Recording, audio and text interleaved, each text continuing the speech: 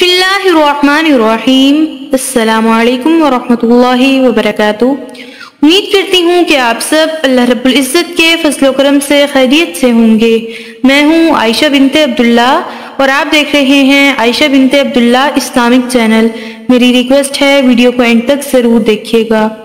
अजीज सामयात, आज अल्लाह रब्बुल इज़्ज़त ने मुझे जिस मौजू पर लबकुशाई करने का मौका दिया वो है बहन का मुजरिम। दुआ है कि अल्लाह पाक हक और सच बयान करने की तौफीक अता फरमाए और गलतियों से दरगुजर फरमाए। मौजू का आगाज करते हैं। अजीज सामयात, नईम कुरैशी एक सरकारी महकमे में आला ओहदे पर फाइज था। उसके पास बंगला, कार, बैंक बैलेंस और हराम की कमाई बहुत थी। वो दोस्तों में बड़ा खुश इखलाक मशहूर था, मगर न जाने क्यों वो अपने बहन भाइयों से अच्छा सलूक नहीं करता था। दरअसल उसे अपनी नौकरी, दौलत और ताल्लुकात पर बड़ा फख्र था। उसके 2 भाई और एक बहन थी। ये सब मुतवस्सित तबके से ताल्लुक रखते थे। जब उसकी बहन की शादी हुई तो उसने शादी में शिरकत से माजरत कर ली कि उसे रिश्ता नापसंद है। दरअसल वो बहन को कुछ देने से गुरेजा था। उसकी गरीब बहन की शादी रिश्तेदारों ने मिलजुल कर तय कर दी। शादी वाले दिन शामियाने लगे हुए थे, बारात आ चुकी थी। बहन रोए जाती थी कि एक दफा दुनिया को दिखाने के लिए ही भाई से कहो शादी में शिरकत कर लें, लेकिन संगदिल भाई ने बहन की फरियाद पर कोई तवज्जो न दी।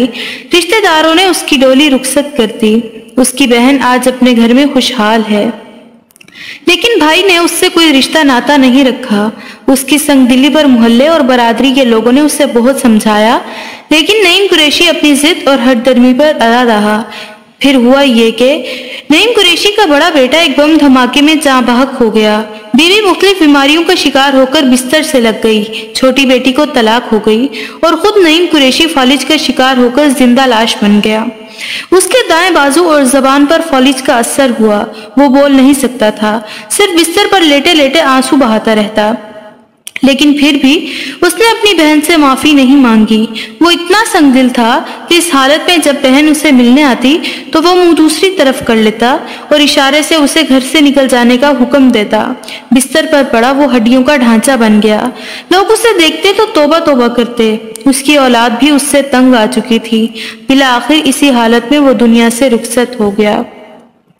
दुआ है कि अल्लाह ताला तमाम भाइयों को बहनों की इज्जत और उनकी कदर करने की तौफीक अता फरमाए। वीडियो अच्छी लगी हो तो दुआओं में जरूर याद रखिएगा। लाइक, शेयर एंड सब्सक्राइब करना मत भूलिएगा और बेल आइकन को जरूर प्रेस कर दीजिएगा। अस्सलामु अलैकुम वरहमतुल्लाहि वबरकातुह।